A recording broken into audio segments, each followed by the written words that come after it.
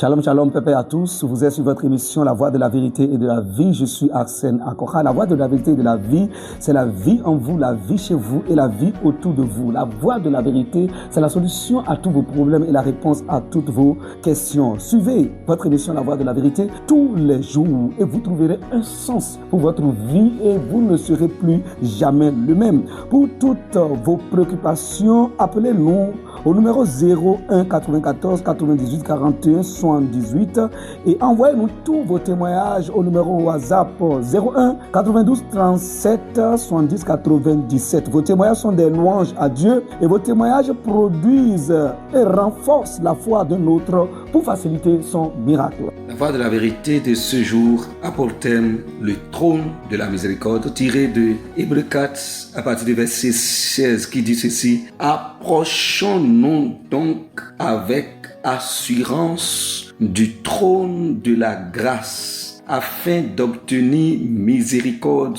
et de trouver grâce pour être secouru dans nos besoins, pour être secouru. Le trône de la grâce, le trône de la grâce.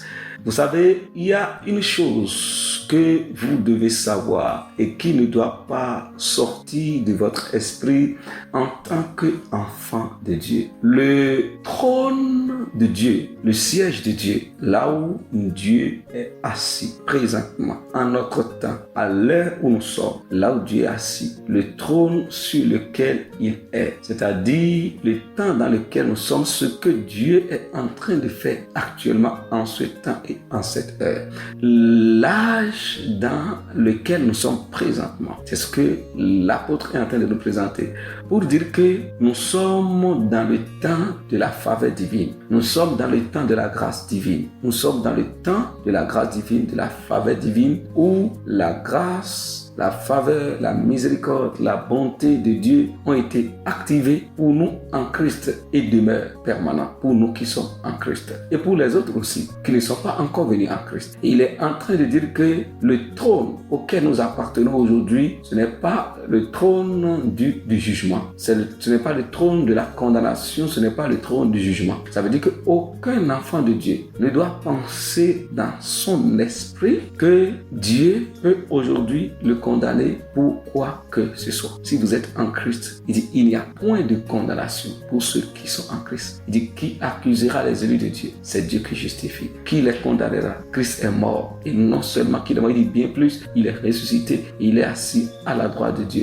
et il intercède pour nous. C'est pour nous montrer l'intelligence que nous devons avoir. Comment nous devons avoir Dieu? Nous devons voir Dieu aujourd'hui. C'est-à-dire dans quel esprit nous devons marcher. Il dit approchez-vous avec assurance. Pourquoi il a dit avec assurance? C'est-à-dire sans aucun doute. Avec assurance, toutes les fois, dans ta vie, tu dois marcher tous les jours, non dans l'hésitation, non, ni dans la peur, ni dans l'hésitation, dans une accusation personnelle et continue. Non, il dit, tu dois marcher dans l'assurance et toutes les fois que tu veux adresser la prière à Dieu, toutes les fois que tu veux prier, toutes les fois que tu veux louer, toutes les fois que tu veux parler avec Dieu. Et même si il arrive que tu commettes des erreurs, parce que ça peut arriver que tu manifestes des faiblesses, même s'il arrive que tu fais des choses qui sont contraires à la saine doctrine, il dit, tu ne dois pas oublier, d'accord, que tu appartiens à un trône qu'on appelle le trône de la grâce. Et donc, ne t'éloigne pas.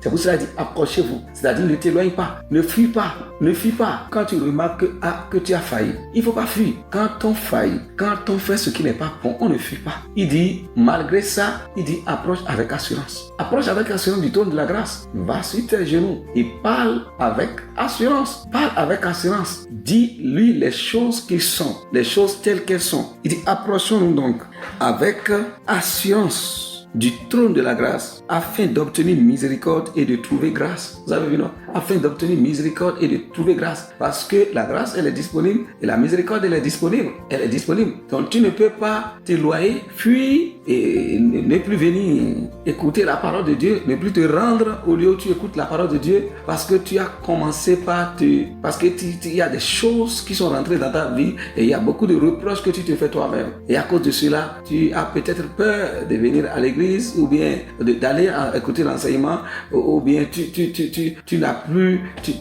la joie de prier. Tu n'as plus la joie de prier parce que tu remarques que ce n'est pas bon. Ouais, tu remarques que le temps que tu traverses vraiment et les choses dans lesquelles tu t'es retrouvé vraiment sont contraires à la saine doctrine. Ouais, quand ça se passe comme ça, il y a plusieurs qui cessent de prier. Il y a plusieurs qui cessent de prier, ils ne prient plus parce qu'ils pensent que Dieu ne va pas les exaucer. Ça ne doit pas être comme ça. Ça ne doit pas être comme ça. Hein. Là, vous ne comprenez pas Christ. Là, vous ne connaissez pas l'évangile. Quand ça se passe comme ça et quand on se retrouve dans cette faiblesse, il nous a dit, au lieu de vous éloigner, il dit approchez-vous. Ça veut dire que priez toujours. Ça veut dire qu'il ne faut pas cesser de prier parce que quelque chose s'est passé. Il dit prie toujours, prie. Mets-toi sur tes genoux, prie. Il dit approchez-vous. Et comment? Il dit avec encore assurance, avec assurance, afin d'obtenir miséricorde. C'est-à-dire, la miséricorde est là. Tu pries et tu obtiens miséricorde. Elle se manifeste, tu obtiens miséricorde, tu obtiens la grâce. Et tu as besoin de secours et tu seras secouru en même temps. C'est-à-dire, nous vivons dans un temps où Dieu marche avec nous, ou bien nous marchons avec Dieu, et Dieu manifeste envers nous le cœur de père, de papa.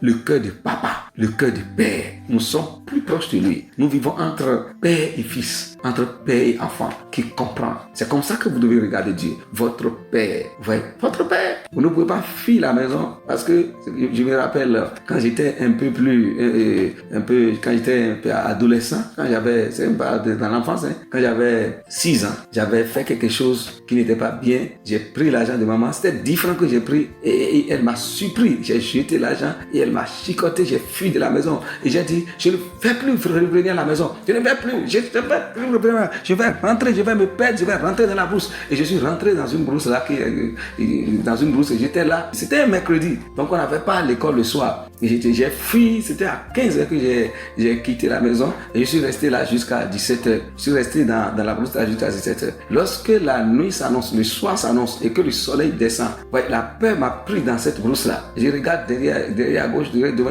qui va rester dans cette brousse? Moi je reste pas dans la brousse. Allez, je retourne chez moi. Donc, moi qui avais pris la décision de ne plus revenir à la maison, quand les oiseaux commençaient par crier de part et d'autre et que j'ai commencé par remarquer des animaux, des petits reptiles qui passent là, j'ai quitté la brousse et j'ai cherché la maison. Vous voyez, et que je tournais autour de la chambre de maman, celle qui était fâchée, qui m'a frappé quand je suis sorti. Quand elle m'a vu en train de dire, mon chéri, oh non, viens, oh depuis 15 heures tu n'as pas mangé, viens dans mes bras, viens, je vais te servir à manger. Vous voyez, et tout le monde riait, et puis vous voyez, elle m'a pris dans ses bras et elle m'a servi à manger. Vous voyez, ça c'est le cœur de la mère, ça, c'est le cœur de la mère, c'est ce que la maman fait, c'est ce que le père aussi fait. Et c'est plus que comme ça que Dieu se comporte envers nous. Vous voyez, c'est plus que ça. La relation entre Dieu et nous aujourd'hui, c'est la relation de père et de fils, de père et d'enfant. Donc, profitez de cette relation, c'est-à-dire jouissez de cette relation et ne vous éloignez pas parce que vous avez mal fait. Que je ne suis pas en train de dire que vous devez continuer de mal faire parce que ça va encore entrer dans un autre sujet. Vous êtes bénis au nom de notre Seigneur Jésus. Donc, approchez-vous avec assurance du trône de la grâce afin de recevoir miséricorde et de trouver grâce afin d'être secouru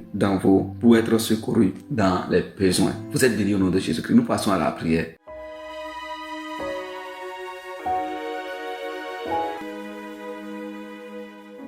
Merveilleux Père, je te glorifie, je te célèbre, je te loue parce que je suis reconnaissant d'être appelé enfant de Dieu et je suis reconnaissant de t'appeler Père. C'est toi qui as rendu témoignage à mon esprit que je suis enfant de Dieu et je le suis parce que ton esprit a rendu témoignage à mon esprit que je suis enfant de Dieu. Je t'appelle Père parce que c'est toi qui m'as appelé enfant et fils le premier. Je suis reconnaissant pour ce que je suis. Merci pour le trône auquel j'appartiens, le trône de la grâce, le trône de la miséricorde. Et j'y appartiens pour toujours. Au nom du Seigneur Jésus-Christ, je marche toujours avec assurance, sans aucun doute à l'égard de mon Père, de Dieu mon Père. Merci Seigneur, nous avons prié au nom du Seigneur Jésus-Christ. Amen, amen. Christ en nous, l'espérance de la gloire, réjouissons-nous la parole. Pour toutes vos préoccupations, appelez-nous au numéro 01 94 98 41 78 et envoyez-nous tous vos témoignages au numéro WhatsApp 01 92 37 70 97. Vos témoignages sont des louanges à Dieu et vos témoignages produisent et renforcent la foi de l'autre pour faciliter son miracle.